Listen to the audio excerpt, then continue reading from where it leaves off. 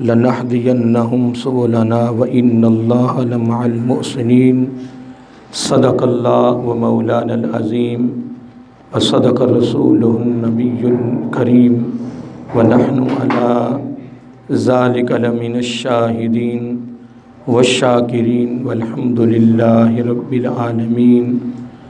सुब्हानक ला इल्म लना इल्ला मा अल्लमतना इन्नका अंतल अलीमुल हकीम।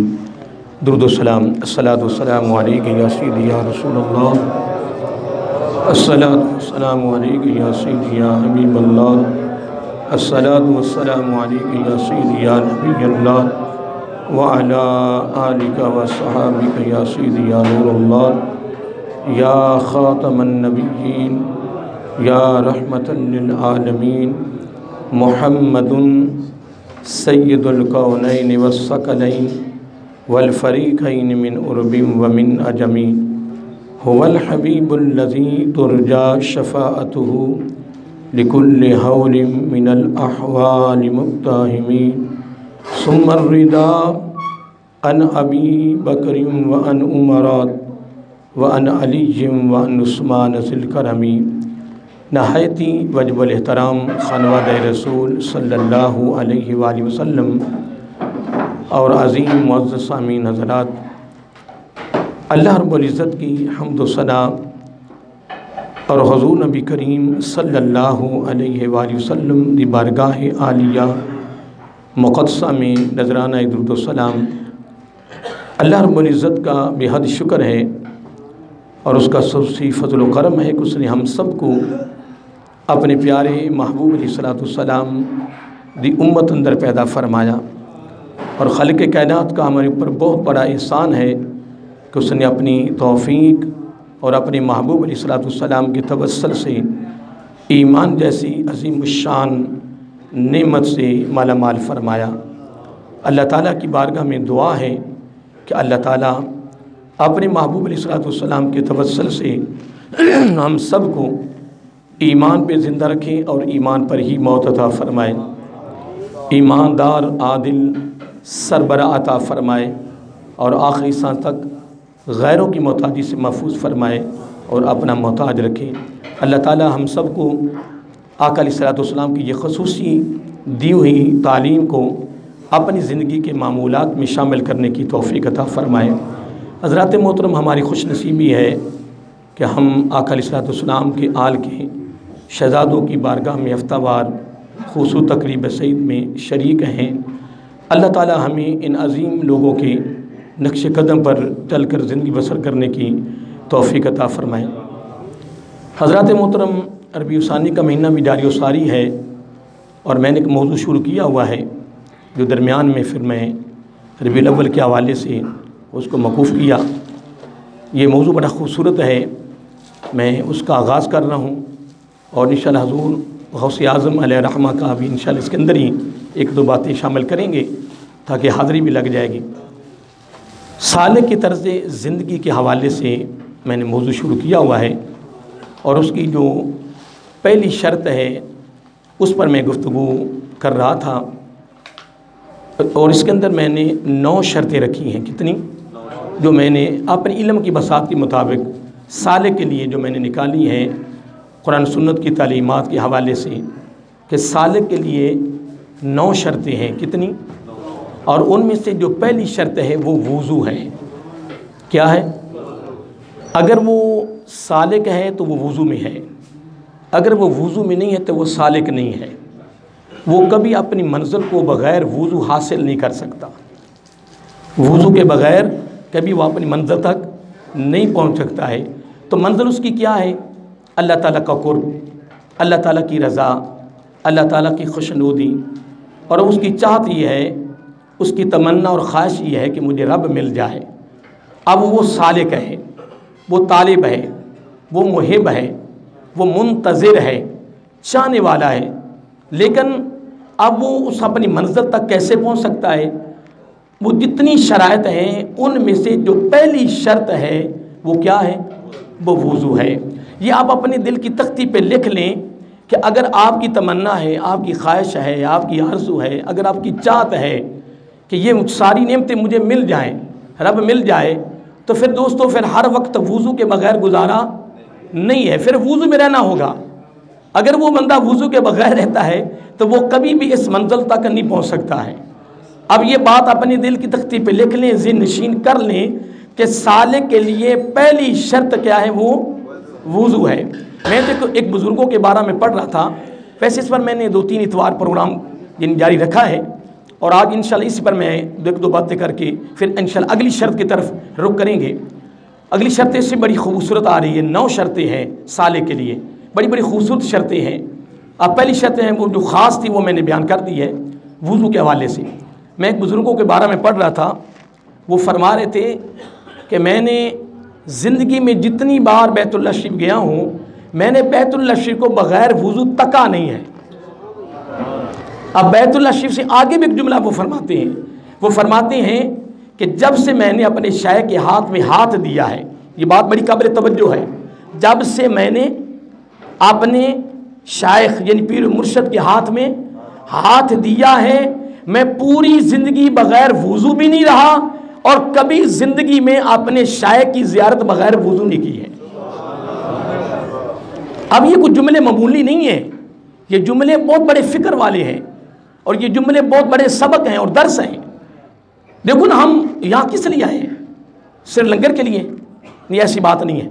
लंगर में बड़ी बरकत है, लंगर में बड़ी बरकत है, लेकिन सबसे बड़ी बरकत यह है कि जिनकी बारगाह में हम आए हैं, हमने उनकी ज़िंदगी को सामने रख कर फिर अपनी ज़िंदगी को गुजारना है, तो फिर इंशाल्लाह वो खुश होंगे।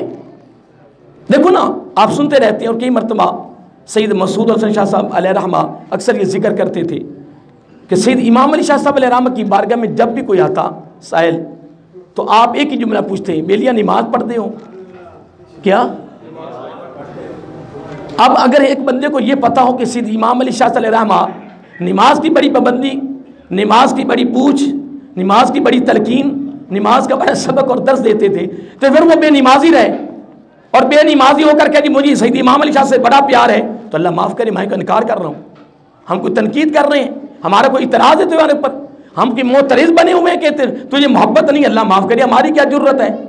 लेकिन प्यार कब नज़र आता है कि जब तेरी ज़िंदगी में से सैयद इमाम अली शाह साहब की ज़िंदगी नज़र आए, फिर तू मोहब्बत इनसे करे फिर नमाज का तारिक हूँ, प्यार इनसे करे फिर तू नमाज छोड़े, नहीं, ऐसा मामला तो कभी हो सकता ही नहीं ना। इसलिए मोहतरम 2 जुमले मैंने कहे, ये कोई मामूली जुमले नहीं है। बुजुर्ग फरमाते हैं कि मैंने काबतुल्लाह को ज़िंदगी में जब भी देखा है, किस में देखा है? वज़ू में देखा है, कुर्बान जाए। फरमाया जब से मैंने अपने पीर मुर्शद के हाथ में हाथ दिया है, अपनी निस्बत को कायम किया है, फिर मैंने अपने पीर मुर्शद को, अपने शायख को मैंने बग़ैर वज़ू नहीं तका, बग़ैर वज़ू मैंने नहीं देखा, बग़ैर वज़ू मैंने नहीं देखा। अब मैं यहाँ एक बात बड़ी काबिल तवज्जो है, बड़ी खूबसूरत सुनने वाली है और आपने इसको तवज्जो से सुनना है और जुमला बड़ा ख़ास है। अल्लाह ताला अमल की तौफीक अता फरमाए। मैं साले की तर्ज ज़िंदगी पर पहली शर्त के हवाले से बात कर रहा था और उसमें मैंने 2 जुमले अभी दिए हैं। पीछे जितनी गुफ्तगू हो चुकी है वो माशाल्लाह जो आते रहते हैं और सुनते रहते हैं उन सबको इंशाल्लाह पता होगा। मैं तो बल्कि कहूँ कि जो ख़ास बात हो तो उसको किसी डायरी घर में बनाए, डायरी में लिख लिया करिए। बड़े बड़े ख़ास हीरे हैं, बड़े बड़े खूबसूरत हीरे हैं, ये हमारे इंशाल्लाह मौत, कब्र, मिज़ान और पुरसात पर काम आने वाले हैं। तो पीछे मैंने 3-4 इतवारों पे गुफ्तगू की है, लेकिन आज मैंने इसको ख़त्म करना है इसमें, लेकिन 1-2 बातें बड़ी ख़ास शामिल हो रही हैं। और एक बात मैंने अभी कर दी है कि बुज़ुर्ग फरमाते हैं कि मैंने काबतुल्लाह को बग़ैर वज़ू नहीं देखा, जब से मैंने पीर मुर्शद के हाथ में हाथ दिया है, मैंने ज़िंदगी में वज़ू के बग़ैर रहा भी नहीं और अपने पीर मुर्शद को बग़ैर वज़ू तका भी नहीं। अब मैं फिर दोबारा एक लफ्ज़ दोहराने लगा हूँ कि अगर वो सालिक है तो वो वज़ू के बग़ैर नहीं है, और अगर वज़ू के बग़ैर है तो वो सालिक नहीं है। अब यहाँ मैं बड़ी ख़ास बात करना चाहता हूँ। उलमाए किराम तशरीफ़ फरमाए, आपके अंदर बड़े बड़े मुताला बैठे होंगे। सीरत हलबिया में मैंने एक वाक़या लिखा, अपना पढ़ा है, बड़ा खूबसूरत। हुज़ूर नबी करीम, ये वज़ू के हवाले से बात कर रहा हूँ। आज हम तो ख्याल ही ना करते नबी पाक का मिलाद हो रहा है जनाब, बगैर वुज़ू हम दाखिल हो रहे हैं। चलो गुस्ल करना, अच्छे कपड़े पहनना, खुशबू लगाना, चलो ये दूर की बात है। अल्लाह के बंदे तू महफिल में जा रहा है, अब जो बाज़ारों के अंदर महफिलें हो रही है ना, उसमें अल्लाह माफ़ कर फतवा तो नहीं लग रहा, उसमें तो फिर सारी नूर अला नूर ही होते हैं। किसने वुज़ू करके जाना है? मैं तो बल्कि लोगों को कहता हूँ कि यार चेलम करना हो, कुल साता करना हो तो मस्जिद में करो, बाकी जनाब जिधर आपके दिल करे करें। मस्जिद का सबसे बड़ा फायदा यह है कि इंशाल्लाह मेरा यकीन है कि बगैर वुज़ू अंदर कोई बैठेगा नहीं। तो अगर कोई वहां तलावत भी ना हो, नात भी ना हो, कुछ भी ना हो, तो वहां सिर्फ लोग वुज़ू की नीयत में बैठ जाएं तो मेरा यकीन है कि मैयत का काम हो जाएगा। मैयत का काम देखें, अब जनाजा है, जनाजे हमने शरीक होना है, लोग बैठे गप्पे लगा रहे हैं, बातें कर रहे हैं, नज़दीक किसी मस्जिद में वुज़ू नहीं करना, या करीब या उन्हीं के घर से या कोई और घर से वुज़ू नहीं करना, बिल्कुल बैठे रहना है। और वहां से लेकर जनाजगाह तक बगैर वुज़ू ही जाना है। और तैया कर ले कि हमने वुज़ू कब्रिस्तान में ही करना है। अल्लाह के बंदे, अगर तो वुज़ू करके बैठेगा तो तू नियत करके आया है जनाजे की, तो जो वो मरहूम है वहां जितनी बातें होंगी वुज़ू में उसका सवाब भी पहुंचेगा, और जितने कदम तू चल कर जाएगा कब्रिस्तान तक, जनाजगाह तक, एक एक कदम का सवाब तुझे भी मिलेगा और मरहूम को भी मिलेगा। यार कितना फायदा है। अब आइए मतलब अगली बात सुने, हम तो ख्याल नहीं ना करते। अब एक तवज्जो तलब मैं आपको बात बताने लगा हूँ। सीरत हलीमा में लिखा हुआ है कि आका अलैहिस्सलाम की उम्र जब 7 साल हो गई, कितनी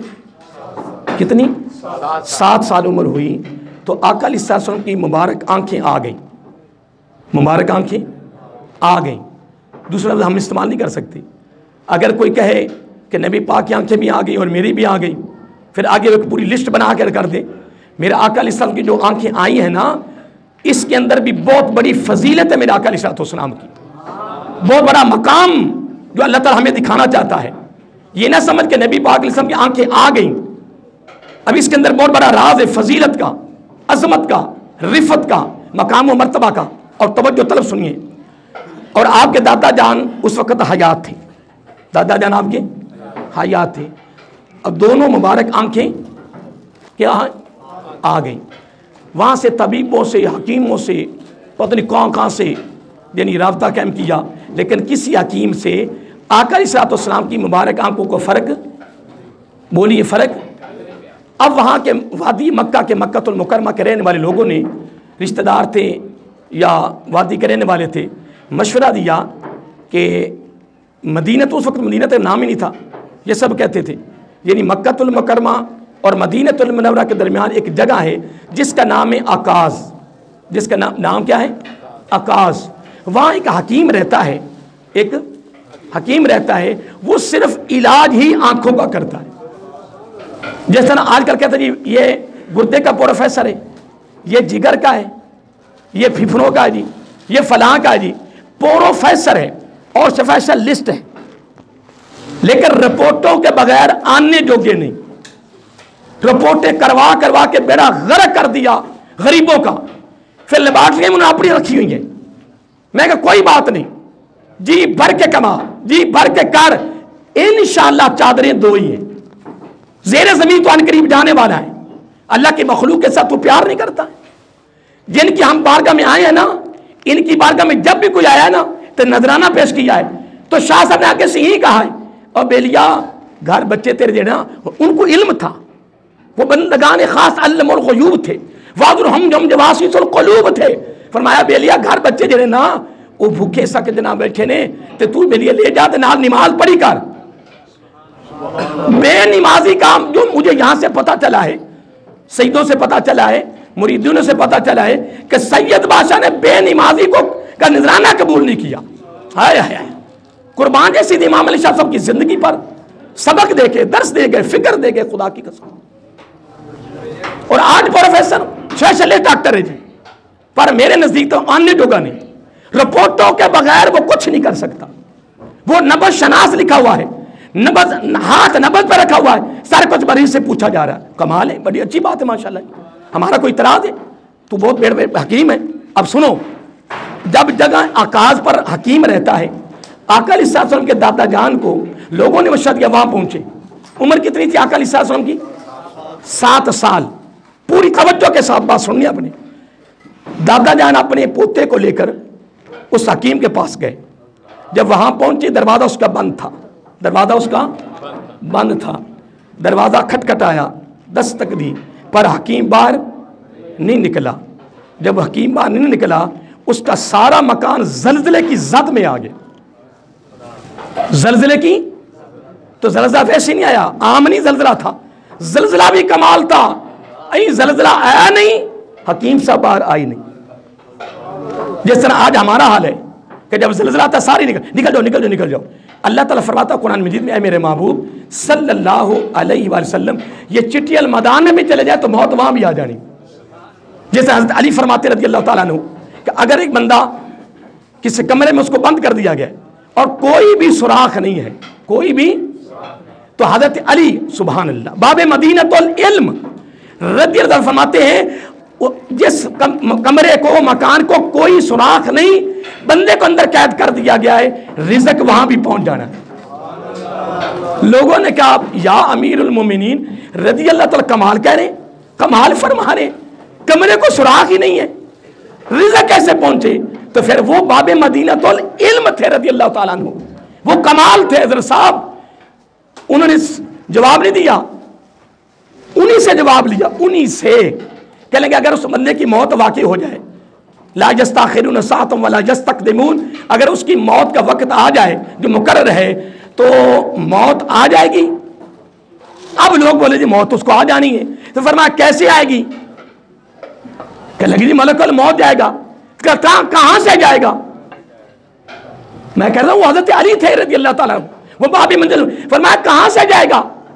कह लगी वो जाएगा जी जब वह मौत। फरमाया जहां से इज़राइल जाएगा वहीं से रिज़्क जाएगा, जहां से मलकुल मौत जाएगा और वहीं से उसका रिज़्क जाएगा। कितनी खूबसूरत बात वो वहां दी हज़रत अली रज़ी अल्लाह ताला अन्हु ने। अब उधर जब हम डरते बाहर निकलते भागते हैं, रब कहता है मेरे महबूब सल्लल्लाहु अलैहि वसल्लम, ये जहां भी पहुंच जाए मौत वहां भी आ जानी है। अब जब ज़लज़ले की ज़ात में उसका मकान आया ना, तो फिर भागा, निकला। जब बाहर निकला तो सामने कौन खड़े थे? मेरे आका अलैहिस्सलाम, उनके दादा जान खड़े थे। तो जब उनको देखा तो हाशिमी खानदान को कौन नहीं जानता था? भी इस खानदान को कौन नहीं जानता था? इस खानदान को कुर्बान ना जाए। आका अलैहिस्सलाम के दादा जान को जब उस हकीम ने देखा तो कहा वो आपका इधर कैसे आना हुआ? आपका इधर कैसे आना हुआ? कहेंगे ये मेरा पोता है। मैं सालक की पहली शर्त वुजू की मुनासबत से बात कर रहा हूं और उसमें बात खास शामिल कर रहा हूं, बड़ी खूबसूरत अजमत और रिफत के हवाले से। जब वो हकीम बाहर निकला तो उसने आका अलैहिस्सलाम में दादा जान को जब देखा, पहचान लिया। कहने लगे आपका ऐसे इधर कैसे आना हुआ? कहने लगे आप आंखों का इलाज नहीं करते हो? कहने लगे तो इसमें कोई शक नहीं। कहने लगे ये मेरा पोता खड़ा है, इसकी आंखों को देखो। इसकी वो हकीम था। वो क्या था पता नहीं, मैं क्या कह दिया, मैंने एक जुमला बोला है कि वो हकीम था। हाँ वो क्या था? हकीम था। सुनिए, जब उन्होंने दादा जान ने फरमाया ना कि ये मेरा पोता, इसकी आंखों को देखिए, तो हकीम ने ऐसे आंखों को देखा, देखते रहे देखते रहे देखते रहे, देखते देखते कहते ये कौन है? ये कहने लगे ये मेरा पोता है। तो वो हकीम था। कहता तुझे मुबारक हो। कहने लगे किस चीज की? कहने लगे ये तेरा पोता आखिरी नबी है, ये आखिरी नबी है, ये खत्म नबुव्वत का ताज पहन कर आया है।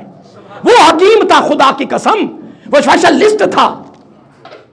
उसने मेरे आका की मुबारक आंखों को देखते देखते आपके दादा जान को मुबारक दे दी कि ये तेरा पोता आखिरी नबी है। उम्र अभी 7 साल है और हकीम बुढ़ापे में चला गया है। जब पहचान लिया कि मेरे दरवाजे पे इमामुल अंबिया सल्लल्लाहु अलैहि वसल्लम खड़े हैं, फिर ठहरा नहीं। ये है सबक यहां से मिलने लगा, यहां से दर्स मिलने लगा है, यहां से पैगाम मिलने लगा है, यहां से दावत फिक्र मिलने लगा है, यहां से एक बहुत बड़ा खास हीरा मिलने लगा है। दुनिया कहती नबी पाक की आंखें आ गई, अभी अभी सुन कि मेरे आका से आंख की आई नहीं है, मेरे आका से की आंखों के आने में भी मेरे आका की अजमत उजागर हो रही है। पहली अजमत हकीम ने बयान कर दी कि ये तेरा पोता आखिरी नबी। जब पता चल गया ना, मैं कहता हूं हम तो एहतियात नहीं करते, महफिल मिलाद में भी जनाब जी में जनाब बैठो में निकल गए, कोई एहतियात नहीं कि मैं जाके सरकार दी महफिल जाना है, कि मैं सरकार दी महफिल बैठना है, किस तरह सुनना।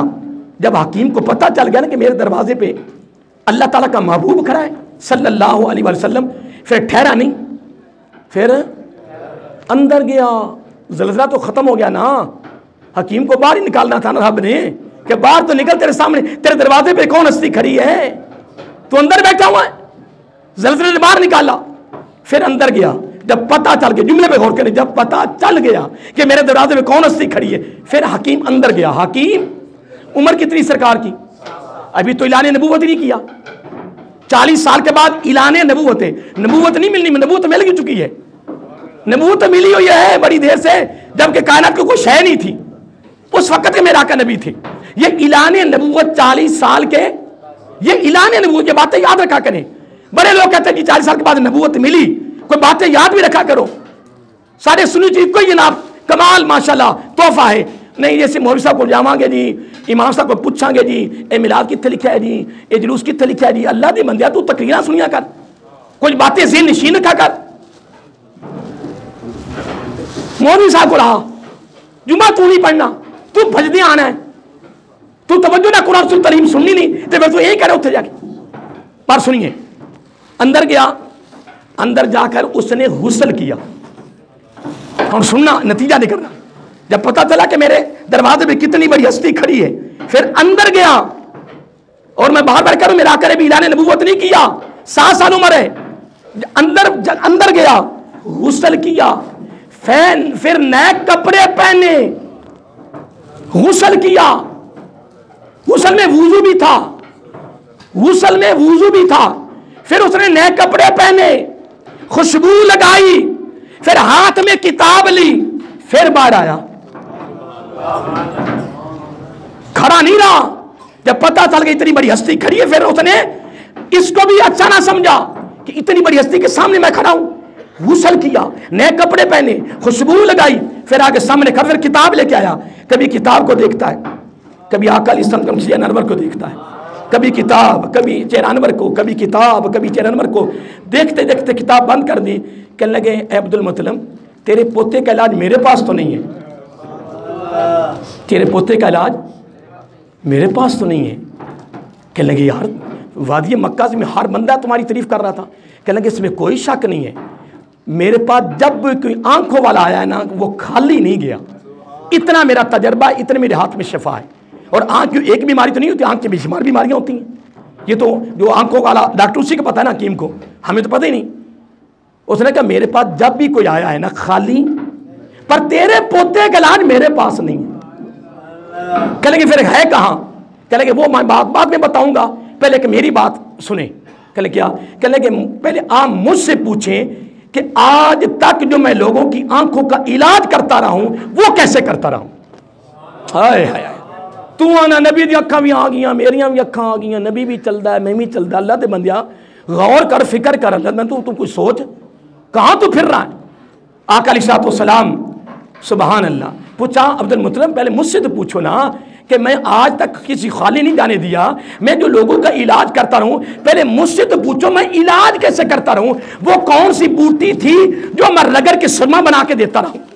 वो कौन सी बूटी थी इसका अरक निकाल के कतरे बना के लोगों को आंखों में डाल के देता रहूं और लोगों के इलाज करता रहूं? वो मुझसे तो पूछो।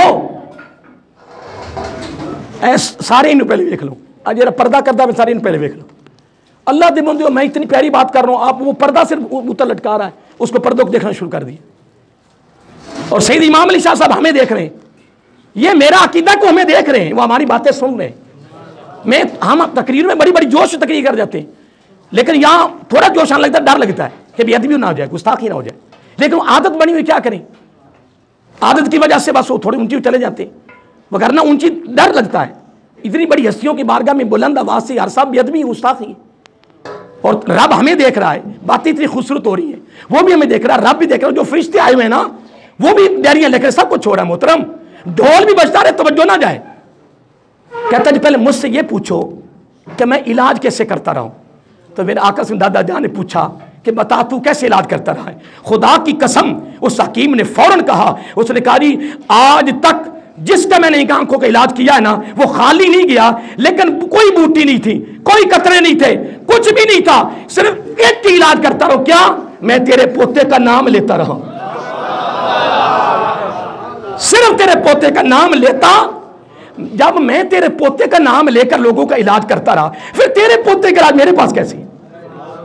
ये तमाम नबियों का नबी है, ये इमामुल अंबिया है सल्लल्लाहु अलैहि वसल्लम, इनका नाम मैं लूं यार, वो बंदा नबी का नाम ले तो कोई आंखों की बीमारी वाला खाली ना जाए। तू तो मैं तो नबी की उम्मती है मोहतरम, हमारे अकीदों में क्यों फर्क आ गया, हमारे यकीनों में क्यों कमजोरपन पैदा हो गया? अगर तेरा यकीन है ना कि ये सैयद इमाम अली शाह साहब सैयद हैं, वली हैं, तो मेरे खुदा की इज्जत की कसम जो तू नियत करके आएगा वो होगी। हाँ, अगर उसमें कोई थोड़ी सी देर हो जाए, उसमें कोई मसरत होती, हिकमत होती, राज होती है, लेकिन अल्हम्दुलिल्लाह काम तेरा हो गया। अब नतीजा सुने। अब दादा जान ने पूछा, दादा जान से टाइम हो चुका है, सिर्फ 1-2 मिनट आपको ले रहा हूं। दादा जान ने पूछा कि फिर मेरे पोते का इलाज कैसे? कहने लगे इनका इलाज, सुभान अल्लाह, हकीम ने भी कमाल कर दिया। कहने लगे इसका इलाज इन्हीं के पास है। हाय हाय, इन्हीं का, इनका इलाज, बोलिए, इनका इलाज इन्हीं के पास है, इन्हीं के पास। कहने लगे वो कैसे? अब यहां भी हकीम ने बड़ा नुक्ता लतीफ पेश किया। वो कैसे? उसने ये नहीं कहा कि तुम अपनी उंगली लो और अपना लाभ लो, अपना हुंदा, क्या वो खून नहीं था नबी पाक दादा जान, वो खून नहीं था? बोलिए, वो खानदान नहीं था? क्या आपके दादा जान नहीं थे? लेकिन हकीम ने खुदा की कसम कयामत तक लोगों को सबक दे दिया। दादा जान को कहने लगे उंगली अपनी लेनी है, लेकिन लाभ दहान अपने पोते का लेना है। उंगली अपनी लेनी है, लेकिन लाभ दहान पोते का लेना है। किसी की क्या जरूरत है कि वो अल्लाह के महबूब का इलाज करे? आंखें आई नहीं थी, आंखें आने में भी अजमत उजागर, वो आपने सुन ली, अजमत रिफत कब की यह बात है। और आज मैं सरकार के शहजादों की बारगाह में हफ्तावार इस तकरीर में बयान कर रहा हूं, कयामत तक चलती रहेगी। उन्हें कहा जी उंगली अपनी लो, लेकिन लाभेदान अपने पोते का लो। आपने क्या किया? उंगली अपने लेके अपने पोते का लाभेदान निकाला, निकाल कर, अब भाई वो आंखें आई हुई नहीं थी, बस ऐसे लगते, अभी लगी नहीं तो मेरे आका एक आंखें दोनों खूबसूरत हो गई। लेकिन असल में नतीजा ये था इस वाक़े को पेश करने का, एक तो इसमें अजमत और हवाले से निकली, लेकिन असल में जो मेरा इस वाक़े को पेश करने का मकसद था कि सालिक की तर्ज ज़िंदगी का पहला जो हिस्सा है, जो पहली शर्त है, वो क्या है? वुज़ू है। अब उस शख्स को देखो कि नबी पाक अभी 7 साल की उम्र में है, जब उसने पहचान लिया कि इतनी बड़ी हस्ती खड़ी है, खुदा की कसम क्या सबक हमें दे गया, क्या हमें दावत फिक्र दे गया। अंदर गया, गुस्ल किया, नए कपड़े पहने, फिर उसने खुशबू लगाकर फिर नबी पाक की बारगाह में पेश हुआ। इसलिए मोहतरम, अल्लाह ताला आपको और मुझे आका अलैहिस्सलाम की इस खूबसूरत अदा को अदा करने की तौफीक अता फरमाए और आपकी तालीमात के मुताबिक ज़िंदगी बसर करने की तौफीक अता फरमाए।